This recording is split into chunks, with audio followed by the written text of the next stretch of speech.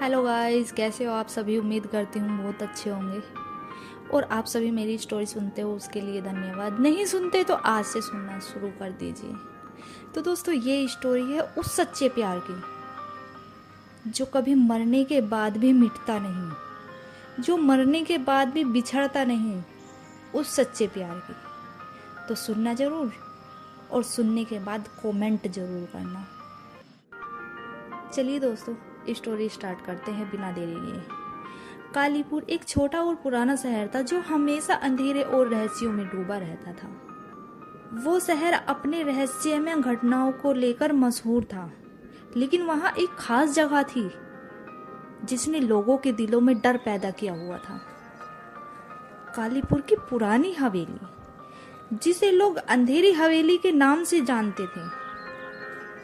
हवेली की दीवारें हमेशा सीलन से भरी रहती थी, यहाँ तक कि हवाएं भी जैसे किसी अनजाने से डर से थम सी जाती थी।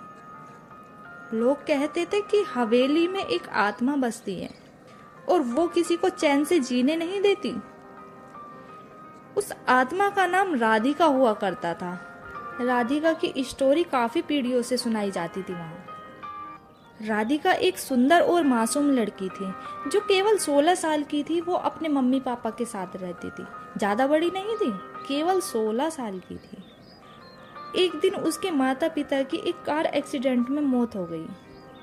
बस तभी से राधिका को उस हवेली में अकेला छोड़ दिया गया, अपशकुनी बोलकर। और लोगों का मानना था कि राधिका उस हवेली में अपने माता पिता की मौत का बदला लेने के लिए फंसी हुई है। और तभी से उस हवेली को एक डरावने स्थान का नाम दे दिया गया। कालीपुर में एक लड़का ऐसा था जिसका नाम आदित्य था। पहले आपको नाम बता देती हूँ, उसका नाम आदित्य था। वो काफी साहसी, समझदार और दिल का अच्छा था। आदित्य को हमेशा रहस्यों को जानने की जिज्ञासा रहती थी और कालीपुर की अंधेरी हवेली उसे हमेशा अपनी ओर आकर्षित करती थी। एक दिन आदित्य ने ठान लिया कि वो इस अंधेरी हवेली की सच्चाई का पता लगाएगा जरूर, क्योंकि उसे पता था कि अगर इस हवेली की सच्चाई का सबको पता चल गया तो कालीपुर के सभी लोग आराम से जी सकेंगे, खुशी खुशी रह सकेंगे और अपना जीवन निडर होकर व्यतीत कर सकेंगे। आदित्य ने अपनी योजना बनाई और हवेली की तरफ बढ़ने लगा। तभी उसे हवेली की अंधेरी, घनी छाव और सीलन भरी दीवारें उसे डराने लगी, लेकिन उसका साहस उसे आगे बढ़ने के लिए प्रेरित करता रहा। आदित्य ने जैसे ही हवेली के आंगन में पैर रखा, तभी उसे एक धीमी सी आवाज आई, तुम यहाँ क्यों आए हो? आदित्य ने पीछे मुड़कर देखा तो वहां कोई नहीं था। आदित्य घबरा गया और उसे फिर से एक आवाज आई, तुमने यहाँ आकर अपनी जान खतरे में डाली है। तुम यहाँ क्यों आए हो और तुम अभी तक क्यों रुके हो यहाँ? आदित्य ने साहस जुटाया और जवाब दिया, मैं तुम्हारी मदद करने आया हूँ। मैं जानना चाहता हूँ कि तुम यहाँ क्यों फंसी हो। मुझे बताओ कि तुम्हारे साथ क्या हुआ, तुम क्यों फंसी हो यहाँ। आदित्य की बात खत्म होने से पहले ही उस अंधेरी हवेली के कोने से एक धुंधली सी आकृति बाहर आई, जो एक लड़की की थी।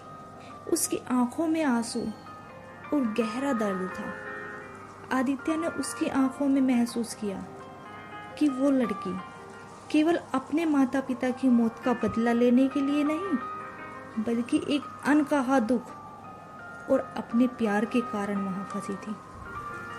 आदित्य ने धीरे से पूछा, क्या तुम राधिका हो?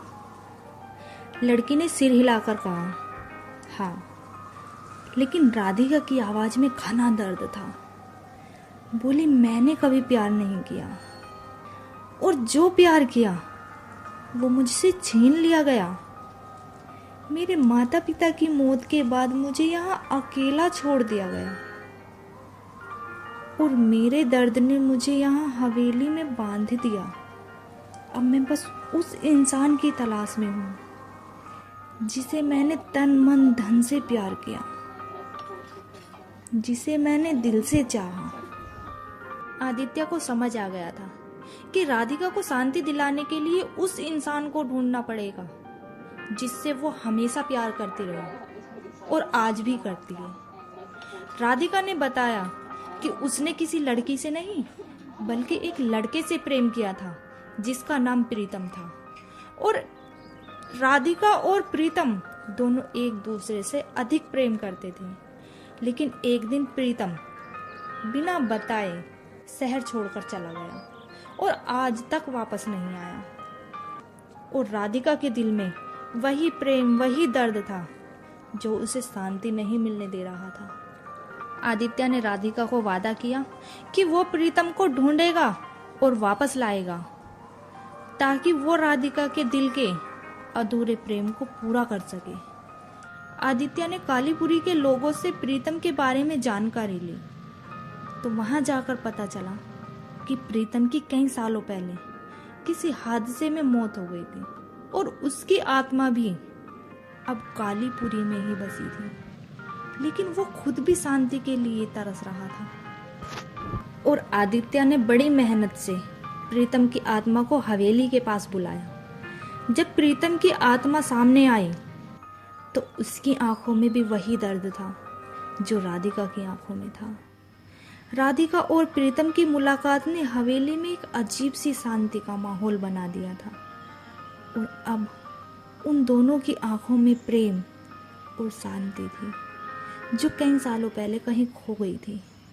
हवेली में अचानक एक तेज रोशनी छाई और तभी राधिका और प्रीतम की आत्माएं शांत हो गई, एक दूसरे में लीन हो गई। हवेली का वातावरण अब बदल चुका था। हवेली की दीवारों से सेलन और अंधेरा हट चुका था। हवेली से डर का नाम हट चुका था। सब कुछ हल्का और शांत हो चुका था। आदित्य को महसूस हुआ कि उसने न केवल एक भूतिया प्रेम कहानी को पूरा किया बल्कि कालीपुर को एक भूतिया मुक्ति दी। कालीपुर अब शांति से बसा था, लेकिन आदित्य को हमेशा ये याद रहा कि उसने न केवल एक डरावनी कहानी सुलझाई बल्कि एक सच्चे प्रेम की ताकत को भी समझा जो मृत्यु के बाद भी जीवित रहता है। वो एक प्रेम है जो अजर है, जो अमर है। वो एक प्रेम है। और अब राधिका और प्रीतम दोनों की आत्माएं हवेली में नहीं रहती। वो दोनों ही हवेली को छोड़कर चले गए कहीं दूर, एक साथ।